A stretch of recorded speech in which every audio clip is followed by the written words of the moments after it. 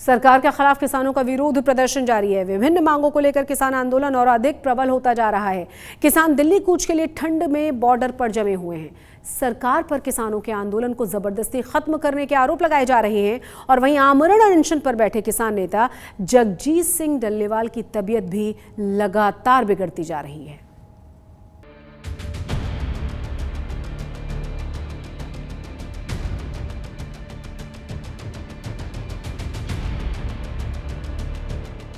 Shambhu border पर किसान आंदोलन तेज। आमरण अनशन 17वें दिन भी जारी। जगजीत सिंह की और बिगड़ी तबीयत। डल्लेवाल ने पीएम मोदी के नाम लिखा पत्र। दिल्ली आंदोलन 2.0 के तहत किसानों का विरोध प्रदर्शन 305वें दिन भी जारी है। विभिन्न मांगों को लेकर किसान आंदोलन और अधिक प्रबल होता जा रहा है। सरकार और किसानों के बीच तनातनी बढ़ती जा रही है। किसान दिल्ली कूच के लिए इस ठंड में बॉर्डर पर जमे हुए हैं। किसान सरकार से बातचीत करना चाहते हैं, लेकिन अभी तक सरकार की ओर से कोई संपर्क नहीं हुआ है।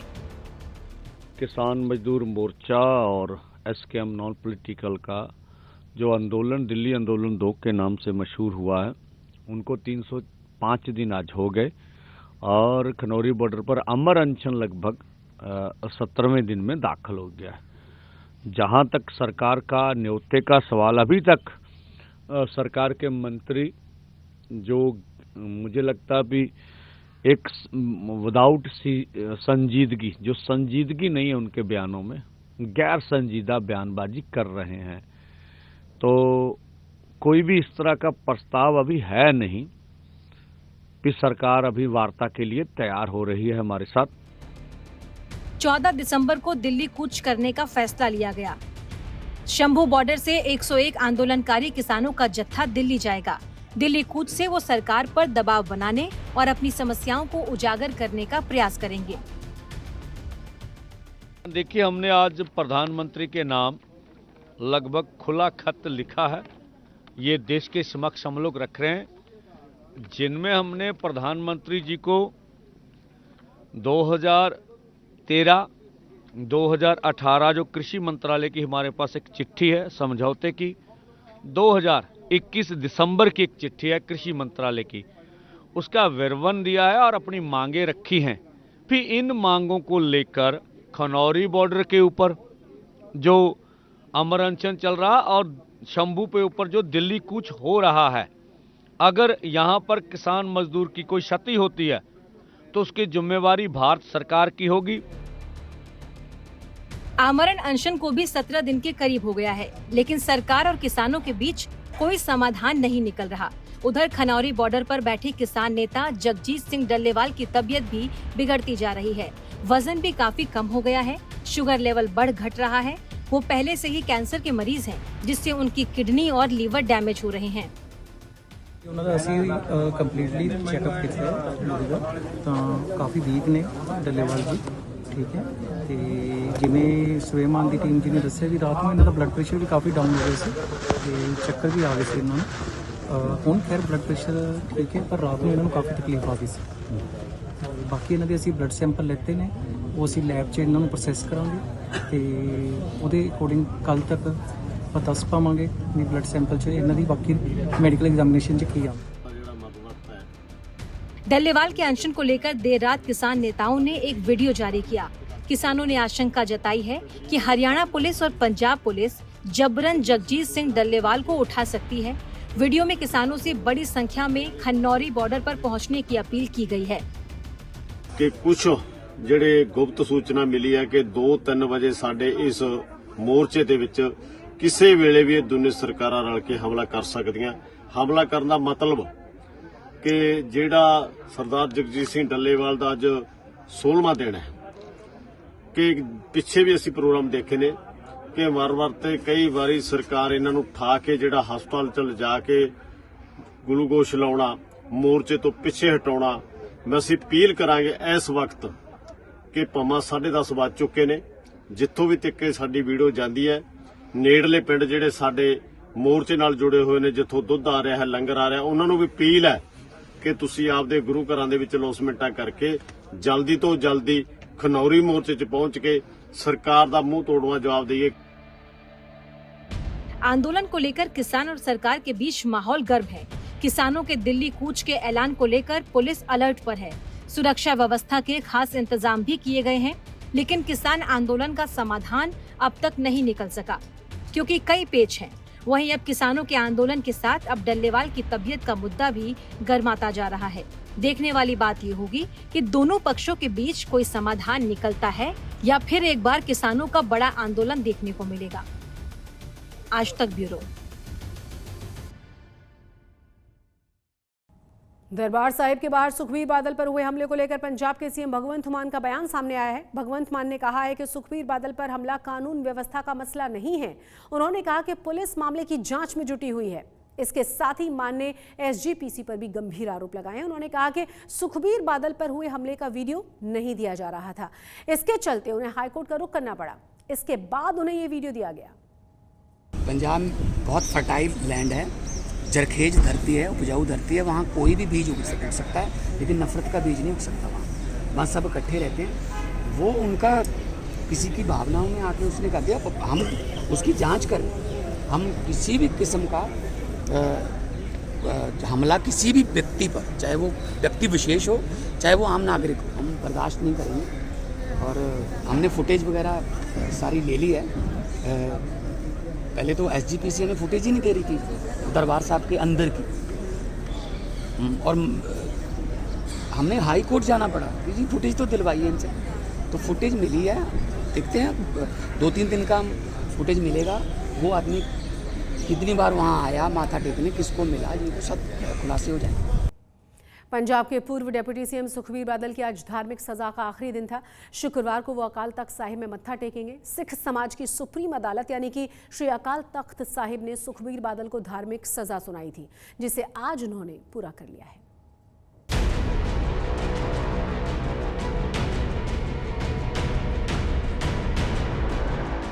सिख समाज की सुप्रीम अदालत यानी श्री अकाल तख्त साहिब ने पूर्व उप मुख्यमंत्री सुखबीर सिंह बादल को धार्मिक सजा सुनाई थी।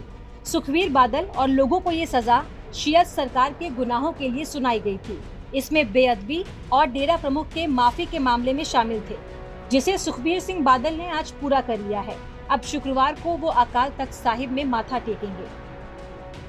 अकाल पुरख का शुक्र है कि जो 10 दिन की तनख्वाह सरदार सुखबीर सिंह जी बादल साहब को और सीनियर अकाली लीडरशिप को लगी थी, वो आज गुरु साहब की कृपा से ये जो श्री मुक्तसर साहब की ऐतिहासिक धरती है वहाँ पे आज पूर्ण हुई। कल 10 बजे श्री अकाल तख्त साहब के ऊपर पहुँच करके सारे हम कड़ा प्रसाद करवा के अरदास करवाएंगे। उसके बाद फिर पूरा काम जो है वो मुकम्मल होगा। धार्मिक सजा के तहत सुखबीर बादल ने मुक्तसर के गुरुद्वारा श्री दरबार साहिब में सेवा की। सजा के आखिरी पड़ाव में वीरवार को दूसरे दिन भी सुखबीर सुबह 9 बजे गुरुद्वारा साहिब पहुंचे। उन्होंने सेवा गुरुद्वारा साहिब के मुख्य प्रवेश द्वार से द्वारपाल के रूप में शुरू की। हाथों में बर्छा पकड़कर 1 घंटा द्वारपाल बन पहरा दिया। इसके बाद उन्होंने कीर्तन सुना और फिर लंगर हॉल में जूठे बर्तन साफ करके सेवा निभाई। सुखबीर बादल की सुरक्षा के मद्देनजर गुरुद्वारा साहिब में बड़ी संख्या में पुलिस बल भी तैनात किया गया। सजा के दौरान उन्होंने श्री मुक्तसर साहिब के अलावा गोल्डन टेम्पल, श्री केशगढ़ साहिब, श्री दमदमा साहिब और श्री फतेहगढ़ साहिब में सेवा की। अब अमृतसर में आदेशों के अनुसार श्री अकाल तख्त साहिब सचिवालय में अपनी सजा के पूरे किए जाने की जानकारी देंगे। इसके बाद श्री अकाल तख्त साहिब पर अरदास करवाकर वो अपनी सजा को पूरा करेंगे। आज तक ब्यूरो। पटियाला नगर निगम चुनाव में नामांकन प्रक्रिया के आखिरी दिन माहौल गर्मा गया। आरोप ये लगा कि बीजेपी की ओर से नामांकन दाखिल करने आए नेताओं की कुछ अज्ञात व्यक्तियों ने अचानक से फाइलें छीनी और भाग गए। वहीं कांग्रेस के नेताओं ने भी आरोप लगाया है कि उन्हें भी आगे नहीं जाने दिया गया। पुलिस मौके पर पहुंची, सभी गेट्स बंद कर दिए गए। उसके बाद खूब हंगामा हुआ, बवाल कटा। पुलिस और बीजेपी नेता आमने सामने हो गए। बीजेपी प्रत्याशी को नामांकन से पहले ही पुलिस ने कार सहित हिरासत में ले लिया। आरोप यह है कि पंजाब पुलिस ने उम्मीदवारों को नॉमिनेशन फाइल नहीं करने दिया। आज पंजाब में पटियाला के इस कॉम्प्लेक्स में जिला प्रशासन में लोकतंत्र की हत्या हो रही है और बाबा भीमराव अंबेडकर के विचारधारा के संविधान का कत्ल हो रहा है। आज शरेआम गुंडागर्दी चल रही हैगी है, शरेआम गुंडागर्दी चल रही है। साडे कैंडिडेट से कागज़ खोए जा रहे हैं, फाड़े जा रहे हैं, अंदर नहीं जान दे रहे, स्पैशली इस ब्लॉक विच जिहड़ा इत्थे हैगा। और सवेर दे इत्थे 100 बंदे खड़े ने, ऊपर 100 तो ऊपर, और बीजेपी के नारे ला रहे हैं कि मुर्दाबाद। आप देखो, इनको देखो, इनसे पूछ लो इनका कौन सा हो रहा है। इन्होंने अब ऐसे कोई करता अपनी गवर्नमेंट में, इनकी गवर्नमेंट है, ये पुलिस के खिलाफ कर रहे हैं, बीजेपी के खिलाफ कर रहे हैं। हमारे तो जो कैंडिडेट है वो अपने कागज़ भी नहीं दर्ज कर सकते। 2 कैंडिडेट को पुलिस उठाकर भी ले गए, और अब ये कोहली खड़ा है वहाँ, और इनके हाथ में हमने अपने बच्चों का भविष्य दिया। ऐसे आदमियों का हमें तो डर लगता है। नगर निगम चुनाव में अमृतसर के डीसी ऑफिस में एक अलग ही तस्वीर देखने को मिली है। कांग्रेस की महिला कार्यकर्ता ने अपने पालतू कुत्ते को चुनाव लड़ाने का फैसला किया है। महिला आज अपने पालतू कुत्ते जिमी को लेकर पहुंची नामांकन दाखिल करने के लिए। कांग्रेस के कार्यकर्ता महक राजपूत ने कहा कि अगर प्रशासन कुत्ते का नामांकन स्वीकार नहीं करता है तो मैं निर्दलीय उम्मीदवार के तौर पर चुनाव लड़ूंगी। महक ने कहा कि वो पिछले 20 सालों से कांग्रेस पार्टी से जुड़ी हुई हैं। जब पार्टी ने उन्हें टिकट नहीं दिया तो उन्होंने अपने वफादार कुत्ते का चुनाव लड़ाने का फैसला कर लिया। महक का कहना यह भी है कि वो कांग्रेस पार्टी से नाराज हैं क्योंकि पार्टी ने उनके काम और निष्ठा को नजरअंदाज कर दिया और किसी और को टिकट दे दिया, चुनाव में उतार दिया। ये कदम उनके वार्ड के प्रति उनके गुस्से और प्रतिबद्धता का प्रतीक है। महक जी, ਤੁਸੀਂ ਡੌਗ ਨੂੰ ਲੈ ਕੇ ਆਏ ਇੱਥੇ ਕਾਦੇ ਵਾਸਤੇ? मैं ਇਹਦੀ ਨੋਮੀਨੇਸ਼ਨ ਭਰਨ ਆਈ ਇਹਨੂੰ। ਕਾਦੀ ਕਿਸ ਚੀਜ਼ ਦੀ? ਐਮਸੀ ਇਲੈਕਸ਼ਨ ਵਾਸਤੇ। ਕਿਉਂ ਜੀ? ਕਿਉਂਕਿ ਦੇਖੋ ਵੀ ਜਿਹੜਾ ਵਾ ਬੰਦੇ ਤੇ ਵਫਾਦਾਰ ਰਹੇ ਨਹੀਂ ਕਿਸੇ ਦੇ, ਐਟਲੀਸਟ ਜਾਨਵਰ ਤੇ ਵਫਾਦਾਰ, ਇਹ ਤੇ ਨਹੀਂ ਕੋਈ ਇਲਜ਼ਾਮ ਲੱਗੂਗਾ। ਇਹ ਆਪਣੇ ਕੰਮ ਦੇ ਪ੍ਰਤੀ ਤੇ ਵਫਾਦਾਰ ਹੈਗੇ ਆ ਨਾ। ਜਦੋਂ ਤੁਸੀਂ ਇੱਕ ਮੈਨੂੰ ਖੁਦ ਫੋਨ ਕਰਕੇ ਕਹਿੰਦੇ ਪਿਓ ਤਿਆਰੀ ਕਰੋ, ਠੀਕ ਹੈ, ਮੈਂ ਤਿਆਰੀ ਕਰ ਰਹੀ ਹਾਂ, ਤੁਸੀਂ ਫਿਰ ਬਾਅਦ 'ਚ ਉਸ ਚੀਜ਼ ਦਾ ਇਸ਼ੂ ਕ੍ਰੀਏਟ ਕਰਤਾ ਵੀ ਹਾਂ ਤੁਹਾਡੀ ਹੋਲਡ ਤੇ ਪਈ ਹੈ, ਇੱਦਾਂ ਵਾ ਉੱਦਾਂ ਵਾ। ਹੋਲਡ ਦੇ ਹੋਣ ਤੋਂ ਬਾਵਜੂਦ ਤੁਸੀਂ ਰਾਤੀ 10 ਵਜੇ ਤੁਸੀਂ ਇੱਕ ਬੰਦਾ ਜਿਹੜਾ ਨਾ ਪਾਰਟੀ ਦਾ ਉਹਦੇ ਵਿੱਚ ਨਾਮ ਕੋਈ ਵਜੂਦ ਨਹੀਂ, ਕੋਈ ਲੈਣਾ ਦੇਣਾ ਨਹੀਂ ਆ, ਉਸ ਬੰਦੇ ਨੂੰ ਮੂੰਹ ਚੁੱਕ ਕੇ ਤੁਸੀਂ ਟਿਕਟ ਦੇ ਦਿੱਤੀ ਹੈ। पंजाब से एक हैरान कर देने वाली खबर सामने आई है, जहां एक युवक ने सड़क पर सब इंस्पेक्टर की कार को साइड नहीं दी तो पुलिसकर्मी का ईगो हर्ट हुआ। उन्होंने न सिर्फ उस युवक को पकड़ा बल्कि उसके पास पैरासीटामोल की गोली दिखाकर उसे ड्रग्स बताया। आलम यह रहा कि वो युवक इस फर्जी केस में 75 दिन तक जेल में रहा। अब हाईकोर्ट से उसे राहत मिल गई है और कोर्ट ने फटकार लगाकर 2 लाख रुपए हर्जाने के रूप में पीड़ित को देने के लिए कहा है। पंजाब में अगर आप कहीं रास्ते में जा रहे हैं और पीछे पुलिस वाले की गाड़ी आ जाए तो होशियार हो जाइए, सावधान हो जाइए, तुरंत रास्ता भी दे दीजिए, वरना क्या पता अगर पुलिस को रास्ता नहीं दिया तो अफसर की आंखें टेढ़ी हो जाएं और आप जेल भेज दिए जाएं। सुनकर अजीब सी लगने वाली ये बात असली है। 24 जून को कपूरथला का 36 साल का एक युवा, जिसका नाम कोर्ट के आदेश की वजह से हम उजागर नहीं कर सकते, वो घर लौट रहा था। रास्ते में कार को साइड न मिलने से नाराज सब इंस्पेक्टर ने उस युवक को हिरासत में ले लिया। 24 जून को पकड़ा, 26 जून को एफआईआर में पुलिस ने नशे की 565 गोली बरामद करने का झूठा केस डाल दिया। जांच में तो ये पता चला कि जिसे पुलिस वालों ने नशे की गोली रखकर उसे फंसाया वो पैरासीटामोल की गोली थी। पंजाब में पुलिस के हाथों झूठे नशे के केस में फंसाए जाने के इसी मामले में आगे क्या हुआ, आप पीड़ित युवक के वकील से सुनिए। साइड ना देने की वजह से उसको इम्प्लीकेट कर दिया गया और उसके ऊपर 565 कैप्सूल लगाए गए कि उसके पास एलिजिडली रिकवर हुआ। जब रिपोर्ट आई तो जब नेक्स्ट डे हियरिंग थी तो उसके बाद जो उन्होंने बताया कि ये जो कंटेंट्स जो कैप्सूल में एलिजिडली जो नारकोटिक थे वो पैरासीटामोल के कंटेंट्स हैं, जिसको जो एनडीपीएस एक्ट के कह रहे थे कि नारकोटिक कैप्सूल मिले हैं, वो नारकोटिक्स कैप्सूल है ही नहीं। 75 दिन तक बेवजह झूठे ड्रग्स के केस में पंजाब पुलिस ने पीड़ित को जेल में रखा। इसी वजह से पंजाब हरियाणा हाईकोर्ट ने अब 2 लाख रुपए का हर्जाना पीड़ित को देने को कहा है, जिसमें 50% यानी 1 लाख रुपए उस पुलिस वाले की सैलरी से वसूला जाएगा जिसने झूठे केस में बेगुनाह युवक को फंसाया, ताकि उन लोगों को जवाबदेह ठहराया जा सके जिन्होंने अपनी शक्ति का दुरुपयोग किया। अल्टीमेटली माननीय हाई कोर्ट ने उन लोगों को कहा कि ये दे शुड बी पनिश्ड। तो मैंने रिक्वेस्ट की कि ये लिबर्टी जो उसकी कर्टेल हुई है उसका तो कोई कीमत दे नहीं सकता, मगर एनी हाउ तो हाई कोर्ट ने ये किया कि 2 लाख रुपया कंपनसेशन पिटीशनर को ऑर्डर किया देने के लिए। उसमें से पंजाब सरकार देगी, उसमें से 1 लाख रुपया to be recovered from the erring police official.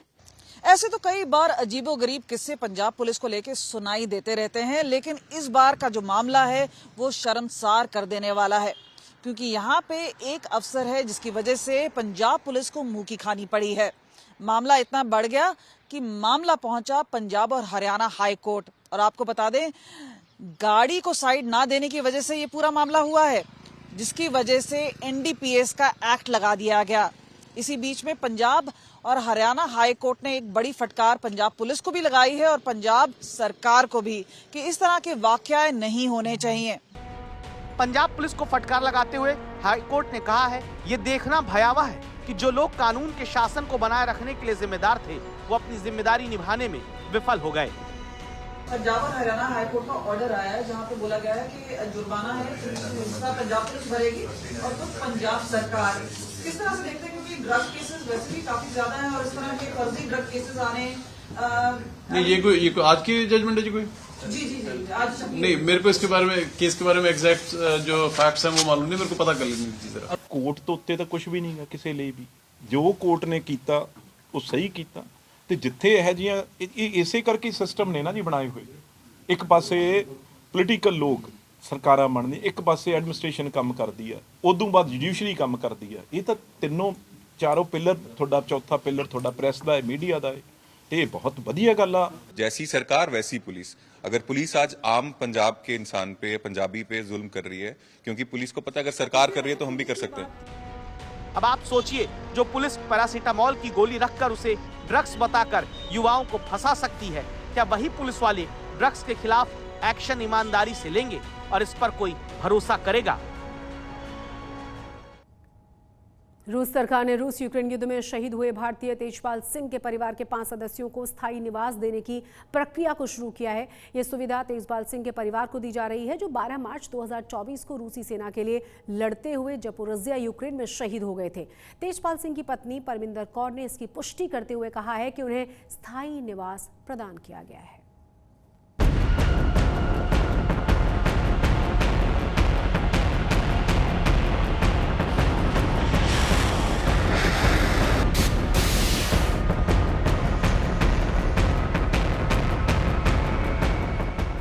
भारतीय सेना में जगह नहीं मिली तो वो रूस की सेना में भर्ती हो गया और फिर 12 मार्च 2024 को यूक्रेन के जापोरिजिया में जंग लड़ते हुए शहीद हो गया। हम बात कर रहे हैं अमृतसर के उस नौजवान की जिसका सैनिक बनने का सपना भारत में तो अधूरा रहा, लेकिन रूस में उसका ये सपना साकार हो गया। जिसने 6 से 7 बार भारत का सिपाही बनने की कोशिश की, लेकिन हर बार उसे रिजेक्ट कर दिया गया, जिससे हार कर वो रूस चला गया और वहां की सेना में भर्ती हो गया। जी हाँ, हम बात कर रहे हैं तेजपाल सिंह की, जिसने रूस के लिए यूक्रेन में जंग लड़ते हुए अपनी जान की आहुति दे दी। तेजपाल ना जनवरी में गए थे रशिया और मार्च में उनका मतलब रशिया से इंडियन एम्बेसी है ना, उन्होंने मतलब डिक्लेयर किया था कि उनकी डेथ हो गई है। तेजपाल की मौत के 9 महीने बीत जाने के बाद रूस की पुतिन सरकार अब तेजपाल के परिवार की मदद के लिए आगे आई है। रूसी सरकार ने तेजपाल के परिवार को PR यानी परमानेंट रेजिडेंसी की प्रक्रिया शुरू कर दी है। रूस तेजपाल के परिवार के 5 सदस्यों को नागरिकता के साथ साथ उनके जीवन यापन और बच्चों की परवरिश के लिए आर्थिक मदद देगा। मॉस्को में 3 महीने रहने के बाद लौटी तेजपाल की विधवा पत्नी परमिंदर कौर के मुताबिक रूस की सरकार ने बीते मार्च से ही बच्चों की शिक्षा और बाकी खर्चों के लिए 20,000 रुपए मासिक भत्ता देना शुरू कर दिया था। PR के लिए उन्होंने परमानेंट रेजिडेंसी के लिए बोला है कि आप अप्लाई कर सकते हैं, मेरी अप्रूवल हो गई है और बच्चों का साथ में मतलब लगे थे बर्थ सर्टिफिकेट दोनों बच्चों के, फादर मदर का। उसके बाद आफ्टर PR फुल फैमिली को पेंशन है तो जो बच्चों का है वो स्टार्ट हो चुकी है, पेंशन मार्च से स्टार्ट की है। तेजपाल की विधवा पत्नी का मानना है कि परिवार की ओर से रूस सरकार पर तेजपाल का शव जल्द भारत भेजने के लिए दबाव बनाया गया था, लेकिन रूस सरकार और रूस आर्मी की तरफ से कोशिश किए जाने के बावजूद तेजपाल का शव उन्हें नहीं मिला। परमिंदर कौर का मानना है कि भारत सरकार और भारतीय एम्बेसी की ओर से उनकी कोई मदद नहीं की गई, हालांकि रूस सरकार की ओर से उनकी जरूर मदद की गई। उनकी तरफ से तो रिवर्ट अच्छा ही था। मैं फर्स्ट डे गई थी जब, तो मेरे पास प्रॉपर डॉक्यूमेंटेशन नहीं थी। जो डॉक्यूमेंट्स मेरे को उन्होंने दिए, मेरे को सारे डॉक्यूमेंट्स, और उसके बाद बाकी जो रिवर्ट्स उनका अच्छा है, वो एक्सेप्ट करते हैं सारा कुछ। बस इंडियन एम्बेसी है जो वही अच्छे से रिस्पॉन्स नहीं करती। इंडियन एम्बेसी ने कोई कोऑपरेट नहीं किया। मेरे को बस एक बार ही मिली है इंडियन एम्बेसी के जो मैम थे, जिनके पास सारे ये केस थे ना हमारी, जितने भी लड़के उधर थे, वो मैम सिर्फ मेरे को एक बार ही मिले हैं। उसके बाद मैं 2-3 बार गई हूँ। मेरा थोड़ा प्रोसेस था, 1-2 डॉक्यूमेंट्स थे इंडियन एम्बेसी से मेरे को लेना था।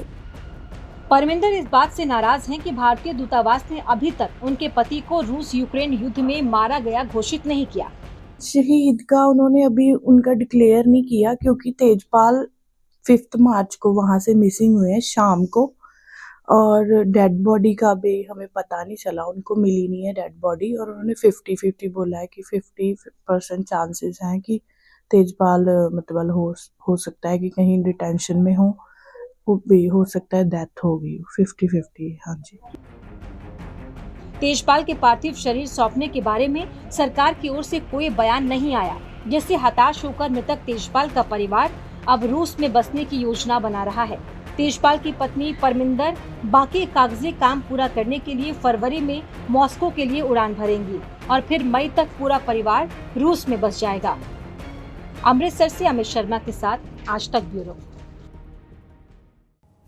आज तक पंजाब में आज के लिए बस इतना ही, लेकिन देश और दुनिया की तमाम बड़ी और अहम खबरों के लिए आप देखते रहिए आज तक।